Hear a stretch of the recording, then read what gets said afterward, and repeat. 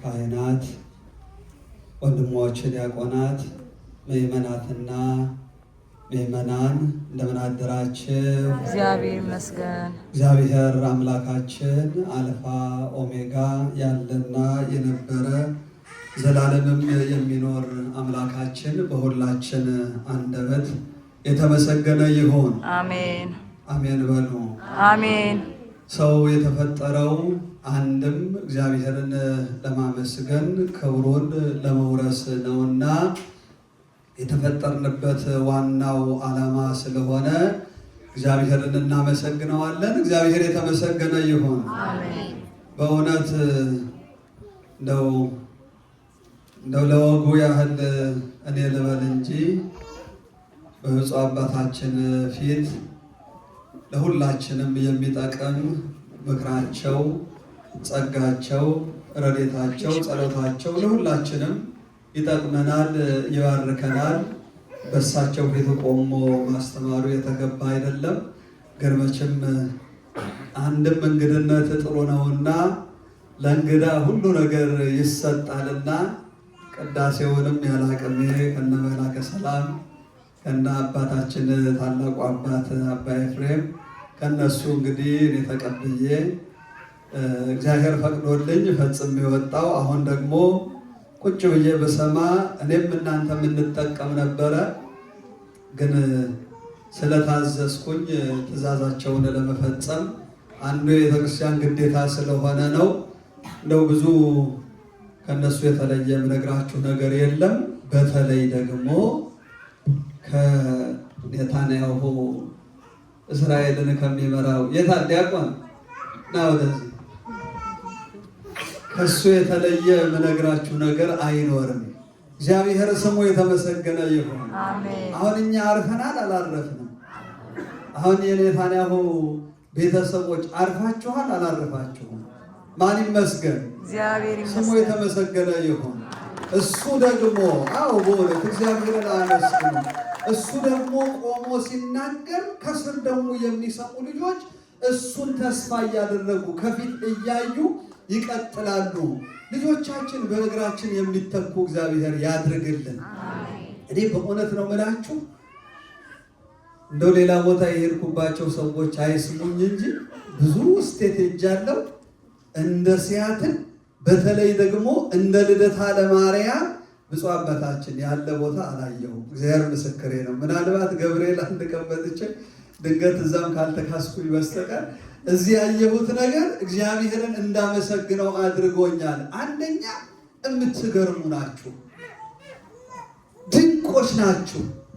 ደስ ስትሉ ተሰጥኦ በዚህ ልክ የሚቀበል ምዕመናን ያሉበት ቦታ ይሄ ቦታ ነው። ይሄን ስላየን እግዚአብሔር ስሙ የተመሰገነ ይሁን። በእውነት ደስ የምትሉ ያልቀጸላችሁ ደግሞ ኦንላይን ሞልቷል። እዚህ ውስጥ ብዙዎቻችሁ አይፎን አላችሁ፣ ጥሩ ስልክ አላችሁ፣ ተጠቀሙበት። ስራ ቦታ ላይ ቅዳሴውን ከፍታችሁ ስሙ፣ ድፈሩ፣ ተለማመዱ። እንደው ሌላ ቢቀር እግዚኦ ተሳሃለነ እንዴት ነው ሰው እንዴት ነው 20 ዓመት ተመላልሶ እግዚኦ ተሳሃለነ የማይለው? እስቲ እግዚኦ ተሳሃለነ በሉ። እግዚኦ ተሳሃለነ ኦራ አረበዜ ማለት ነው። ሳመሰግናችሁ ቆይቼ አሳፈራችሁ ነው። ላይቭ የሚተላለፍ ከሆነ ከታ አድርጉልኝ እስቲ በዜማ በሉ። እግዚኦ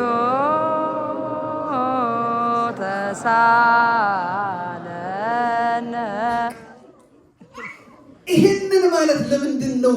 ለምን ወደኋላ ጨዋክ ብላችሁ በአባታችሁ ቤት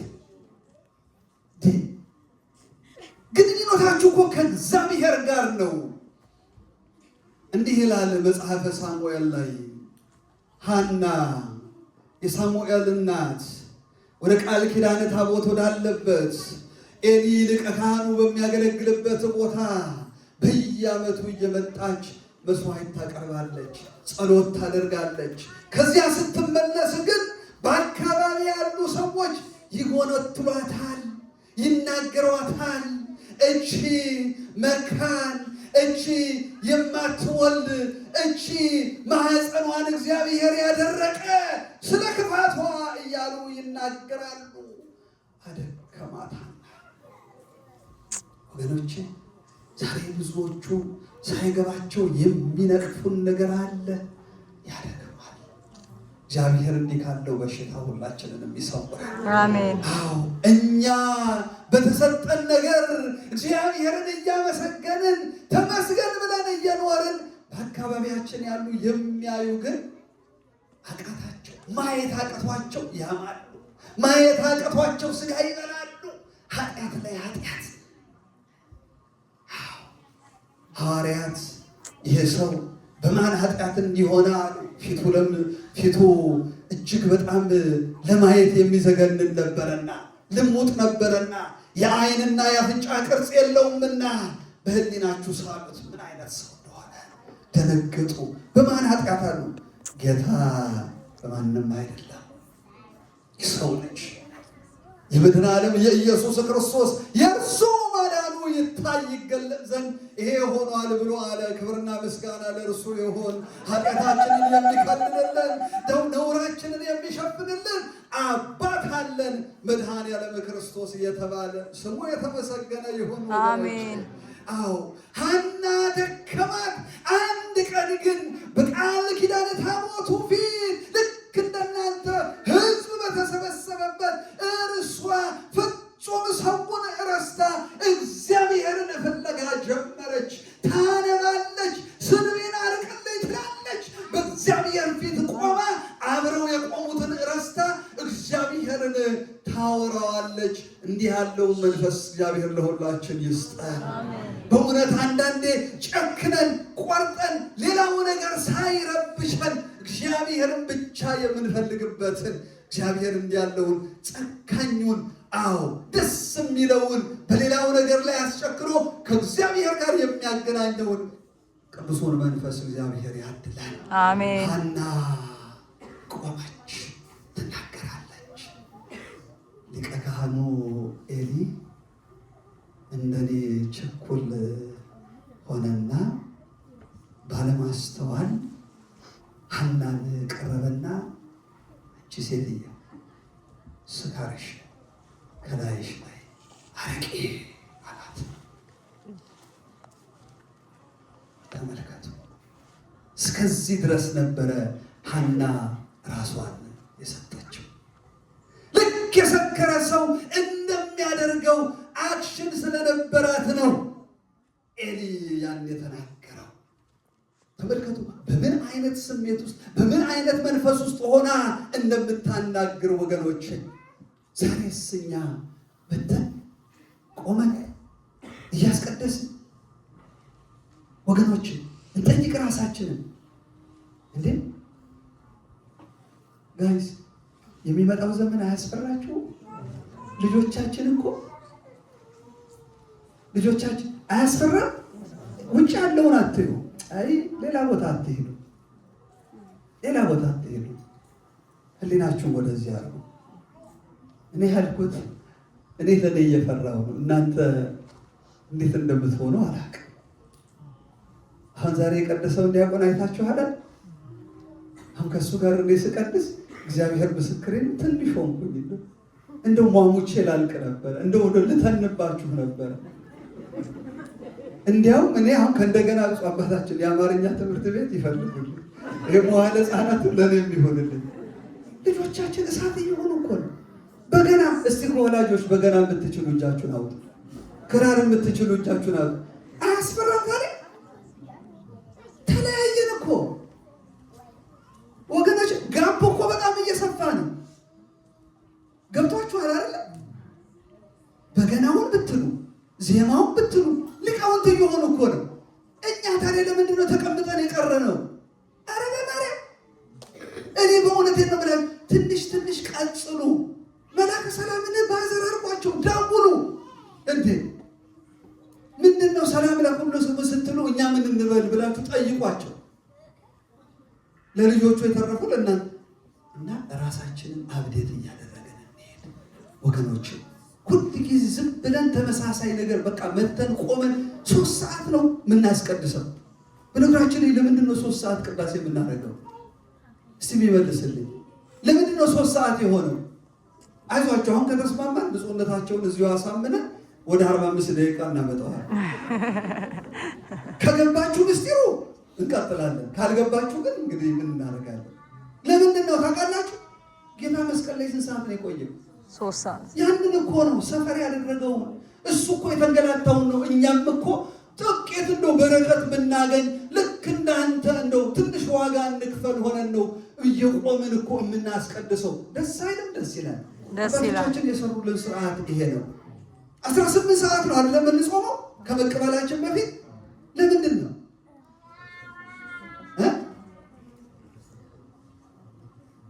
አይ ለጋራ አድርጉት እንጂ ለራሳችሁ ብቻ ነው። እሺ አጥኑና ነው እሱ። ስለዚህ ራሳችንን እንጨምር። ሐና እመ ሳሙኤል እንዲህ ብላ ስትጸልይ ጌታ ሆይ ስድቤን አርቅልኝ፣ ደከመኝ፣ እርዳኝ እያለች ስትጮህ ኤሊ ስካርሽን አርቂ ብሎ አለ። ኤሊ አባቴ ሆይ ስካር እኔ የደከመኝ ሴት ነኝ፣ የተንገላታው ሴት ነኝ፣ የቸገረኝ ሴት ነኝ። ጸሎቴን በእግዚአብሔር ፊት እያቀረብኩ ነው። ጸሎቴ እንዲሰምር እባክህን አንተም እርዳኝ ብላ አለችው። ምዕመናን ዛሬ ካህናት ሲናገሩ እኛ ምን ይሆን የምንመልስላቸው? ቆንጠር ቆንጠር የምንል ብዙዎች አለን። እዚህ ቦታ እንኳን የለም ብዬ አምናለሁ። እግዚአብሔር የተመሰገነ ይሆን። አንዳንድ ቦታ እኮ ያስፈራል ወገኖች። አንዳንዴ ይሄ መቧቀሱን፣ መባላቱን፣ መተማማቱን እንደ አንዱ ባህላችን አድርገን የያዝን ይመስለኛል። እንዲህ ካለው በሽታ እግዚአብሔር ሁላችንንም ይሰውራል። አሜን። 2 ሰዎች ናቸው አሉ። አንዱ ቻይና ነው፣ አንዱ ኢትዮጵያዊ ነው። ብፁዕ አባታችን የድሮ ዮሴፍን ነው እማወራለሁት። አዲስ አበባ ዮሴፍ የመቃብር ቦታው ሰፊ ነበር። የዛሬና አድርገውና ዮሴፍ አካባቢው እጅግ በጣም ሰፊ ነበረ መሬቱ የቤተ ክርስቲያን እና ያ ቻይናና አበሻ በዚያ በኩል ሲያልፉ ምንድን ነው ይሄ ቦታ ብሎ ይጠይቃል ቻይና። የእኛ ሰው ደግሞ የሞቱ ሰዎች የሚያርፉበት ይሄ ለስንት ኢንቨስትመንት የሚሆን መሬት፣ ይሄ ሁሉ መሬት ለሞተ ሰው። በእኛ ባህል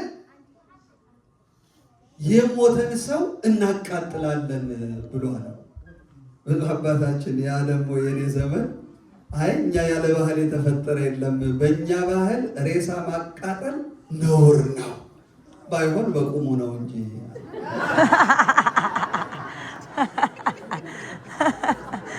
እነው ሳቃችሁ እናንተ ታቃጥላላችሁ ነው ወይንስ መላከ ሰላም ተመችቷቸው ነው ያለው? አባቴ ኤፍሬም ተመችቷቸው ነው ያለው? አዎ በእውነት እነዚህ አይን የሆኑ ካህናት ተመችቷቸው እንዲኖሩ እግዚአብሔር ይፍቀድልን። አሜን። ሐና እመ ሳሙኤል እባክህ ጸሎቴ ያድርግልኝ ዘንድ ለምንልኝ አለች። ኤሊ ደነገጠ። በፊቱ አቆመና የሊቀ ካህንነቱን ስራ ሰራ። ጸሎትሽን እግዚአብሔር ይቀበልልሽ። ምን አላት? ጸሎትሽን እግዚአብሔር ይቀበልልሽ። እግዚአብሔር ጸሎቷን በዛ ምሽት በዚያ ቀን ሰማት። ወደ ቤቷ ሄደች። ከባሏ ከሕልቃና ጋር አደረች። ጸነሰች፣ ወለደች። ስትወልድ በስዕለቷ መሰረት ለቤተ ክርስቲያን አምጥታ ሰጠችው። ያ በቤተ መቅደሱ ያደገው ሕፃን በእግዚአብሔርና በሰው መሃል የሚቆም ነቢይ የሚሆን ልጅ አደረገላት። እግዚአብሔር በመጨረሻ የሰጣት የተባረከ ልጅ ሆነላት። ኤሊ ግን በልጆቹ ሳይባረክ ቀረ። እንዲህ ካለው ነገር እግዚአብሔር ሁላችንንም ይሰውራል። አሜን ወገኖቼ። ስለዚህ ቤተክርስቲያን ስንመጣ እንጸልይ፣ ሌላውን ነገር አናስብ፣ ግራና ቀኝ አንይ። አይዟችሁ፣ ዜማው ቢወላገድ ይስተካከላል። አንድ ምነግራችሁ ነገር ግን ካላላችሁት አይመጣም። ጎናችሁ ካለው ጋር እየተከተላችሁ በሉ። ይሄንን ካልን በእውነት ቤተክርስቲያናችን ድምቅ ይላል። ዛሬም ራሱ ያየሁት ነገር እጅግ በጣም አስደስቶኝ ነው ወደዚህ ሄድኩት። የዕለቱ ትምህርት የቅዱስ ዮሐንስ ወንጌል በእንግሊዝኛ በደንብ አድርጋችሁ ተምራችኋል። እንደው አፒታይዘር እንዲሆን ነው የሐናን ነገር የነገርኳችሁ። ስለ ኒቆዲሞስ በደንብ ተምረናል። አንዳንዶቻችሁ ትንሽ አይኖቻችሁን ዲያቆኑ ሲያስተምር ከደን ስታረጉ አያችሁ ነበረ። እንዴ አሜሪካ መኖራችሁ በምን ይታወቃል እንግሊዝኛ ካልሰማችሁ? እንዲሁም ሲሆን አንዳንድ ቃል ዝም ብላችሁ ጥራዝ ነጠቅ ቀበል አድርጉና ለጓደኞች የዛሬ ወንጌል እኮ እያላችሁ ትንሽ እንግሊዝኛው ጣል አድርጉበት አደራችሁ። ለልጆቻችንም ደግሞ ብርታት። እኔ በእውነት ነው ብላችሁ ይሄ ቤተክርስቲያን በጣም ለኔ ልዩ ቤተክርስቲያን፣ በቃ በጣም ደስ ያለኝ ቤተክርስቲያን። እንደው ብፁዕ አባታችን ፈቃዶ ስለሆነ ዛሬ ስለመጣው ደስ ብሎኛል። ከዚህ በኋላ ግን የእርሶንም የመላከ ሰላምንም ፈቃድ አልጠይቅም፣ ትኬትም አልፈልግም፣ ራሴ እመጣለሁ። ልጆቻችን እንዲህ እዛ ቤዝመንት ወስደው እንዲማሩ እንዲያስተምሩ ማድረግ ብቻ ዋጋ የለውም። እዚህ መሬት ቁጭ ብለው እዚህ ዲያቆናቱ ማስተማር አለባቸው በእኛ ፊት። ይሄ በእውነት ብዙ ቦታ የሌለ አሁን ትንሽ ብቅ እያለ እዚህ ግን ስላየሁ በጣም ደስ ያለኝ ነገር ነው። ወደ ኒቆዲሞስ እንመለስ፣ የዕለቱ ሰንበት ስለሆነ። ኒቆዲሞስ ማን ነው? እኔም አሁን ከዲያቆኑ የተማርኩት ኔታንያሁ ከአንተ ነው የተማርኩት። አሁን ሲጠይቅ ነበር እሱ። እስቲ እኔም ልጠይቅ፣ ኒቆዲሞስ ማን ነው? ምን ይመስል? ኒቆዲሞስ ሲባል ምን ታውቃላችሁ ስለሱ? ምን ሰማችሁ? ስቴጅ እያወጣችሁ ድምፅ። የአይሁድ መምህር ነበረ። እሺ፣ ስለ ኒቆዲሞስ ንገሩኝ እስቲ። ምን ሰማችሁ? ዛሬ ቀኑ ነው፣ ዕለቱ ነው። ሌላስ? የሌሊት ተማሪ። እጅ እያወጣችሁ እሺ፣ እምዬ እጅሽን አውጪ። ግን አይዞሽ አንቺ። የሌሊት ተማሪ። ሌላስ ምን ሰማ ስለ ኒቆዲሞስ? አንቲክ አሁን የፋሚሊ እሺ፣ ግን ቴንክ ዩ ሶ ማች። እሺ፣ አልካም ባክ። እሺ፣ እስቲ የእናንተ ሰዓት ስለሆነ ኒቆዲሞስ የሌሊት ተማሪ ነው፣ የአይሁድ መምህር ነው። እሺ፣ የአይሁድ አለቃ ነው። በጣም ጥሩ። ሌላ ምን ሰማችሁ ዛሬ ከተነበበው ወንጌል ከተማራችሁን? እንዴ ስራ ቦታ በእንግሊዝኛ እንሰማለን አይደል? እዚህ ሲሆን ለምንድን ነው አልኳችሁ እኮ ጨፈን ያደረገችው ልክ ነኝ ማለት ነው። ሚስጥረ ጥምቀትን ተማረ። በጣም ጥሩ። ሌላስ ምን አለው ጌታ? ምን ተነጋገሩ? እሺ እናቴ እግዚአብሔር ይባርክልኝ፣ እግዚአብሔር ይስጥልኝ። አዎ አያችሁ፣ ኒቆዲሞስ በሌሊት እውነትን ፍለጋ በጨለማ ሄዶ በብርሃን የሰራ ኒቆዲሞስ በጨለማ የተማረውን በብርሃን የገለጠ ኒቆዲሞስ ሊቅ የተከበረ እላይ ያለ ሰው ሆኖ ኢየሱስ ክርስቶስ እግር ስር ግን ቁጭ ብሎ የተማረ ሂዩሚሊቲ ነው ያልከው። እንዲህ አይነት ስብዕና ያለው ነበረ ኒቆዲሞስ። ወገኖቼ ዛሬ ስንቶቻችንን ዝቅ ብለን የምንማረው እውነትን የምንፈልገው? ኒቆዲሞስ በሌሊት መማሩ ብቻ አይደለም ወገኖቼ፣ ከልባችን እንዳይጠፋ በጨለማ የተማረውን በብርሃን የገለጠ ነው። እንዲህ ሆነ።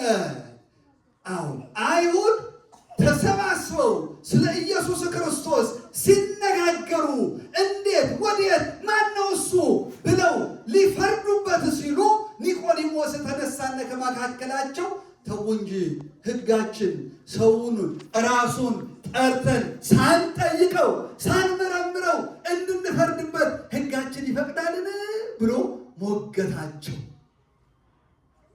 አያችሁ፣ በብርሃን ገለጠ የተማረው። ይሄ ብቻ አይደለም። ያኔ ማንም ሰው ከጎኑ ሊቆም ባልቻለበት መስቀል ላይ በወጣበት በመከራው ሰዓት ኒቆዲሞስ ተገኝቶ ስጋውን አውርዶ ወደ መቃብር የወሰደ ኒቆዲሞስ ነው። እንዲህ ያለውን ድፍረት እግዚአብሔር ደግሞ እንዲህ ያለውን ክብረት የሰጠው ታላቅ መምህር ነው።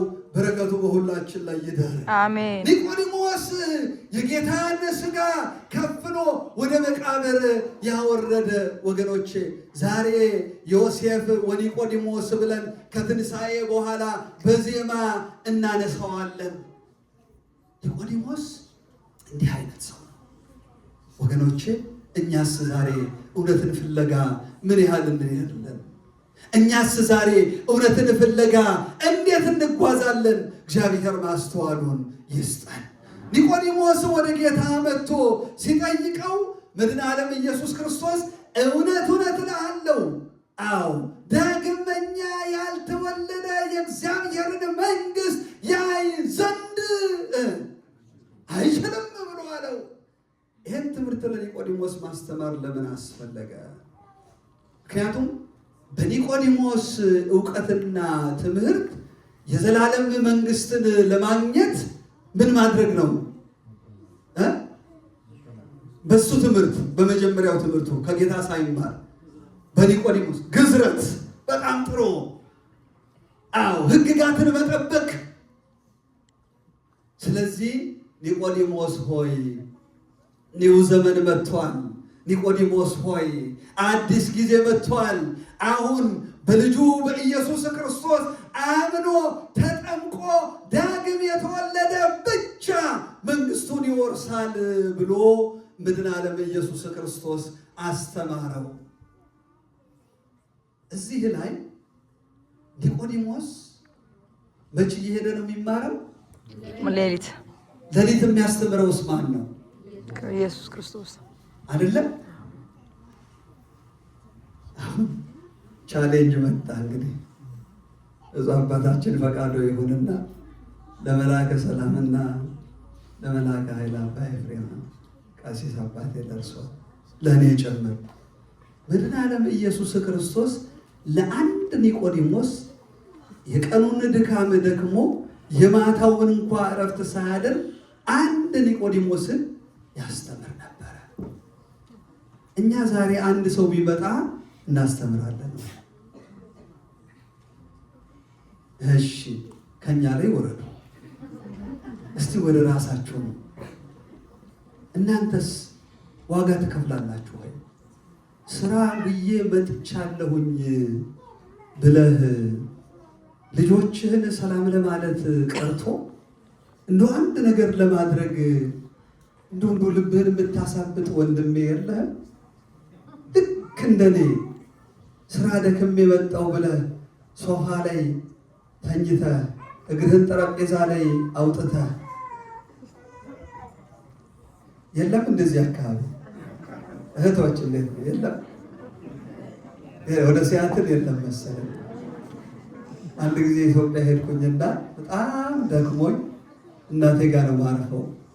በጣም ደክሞኝ ቁጭ አልኩና እዚህ የለመደ እግሬን አንስቼ ጠረጴዛ ላይ እማዬ ደግሞ በለመደ እጇ ማማሰያ አምጥታ ቀጥሜ ነው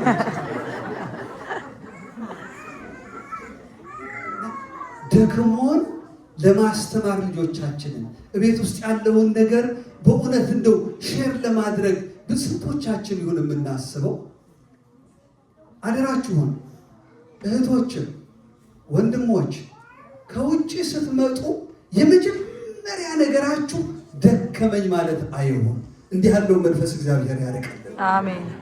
ስትገቡ እቤት ሚስት ካለች እያጠበች ከሆነ አሁን ረፊ የኔ ተራ ነው ብላችሁ ሳህኑን ልጠቁ። እግዚአብሔር ምስክሬ ነው። እርግጠኛ ሆኜ እነግራችኋለሁ፣ አንድ የመጀመሪያውን ሳህን አታሳጥባችሁም። ወይ ግድ የለም አንተ ተቀመጥ። ከዚያ በኋላ ይመጣል፣ ፍትፍቱ ይመጣል፣ ጁሱ ይመጣል። ግን አልፈ እንዴት ናችሁ? ምንድነው ይሄ ዕቃ አይነሳም ወይ ብለህ በካልቸው ብለህ ሳሎን ቁጭ ካልክ አሁን ገና ቁሌት ማቁላላት ትጀምራለህ። የእኛ ነው አባታችን ወደ እናንተ አይደርስ እና ወገኖች ሁል ጊዜ ትኩስ ነው። ሁል ጊዜ ሞራል ይኑረን። ሁል ጊዜ የምናደርገውን ነገር እያሰብን እንድናደርግ እግዚአብሔር ይፍቀድልን። ከኒቆዲሞስ የምንማረው ይሄንን ነው። ይሄንን ያስተማረን የአባቶቻችን አምላክ ስሙ ይክበር ይመስገን። እንግዲህ ሰፋ አድርጌ እንዳላስተምር በእውነት ድካምም ስለሆነ እዚህ ላይ ትምህርቴን አበቃለሁኝ። እንግዲህ ትላንትና እግዚአብሔር ፈቅዶ ጥሩ ጊዜ አሳልፈናል። በእውነት በጣም ደስ የሚል ጊዜ አሳልፈናል። ትላንትና በተለያየ ምክንያት ያልመጣችሁ ትኖራላችሁ። ግን እስቲ ነው ለኔ ስታስቲክ ለመውሰድ ያህል ያልመጣችሁ እስቲ እጆቻችሁን አውጡ።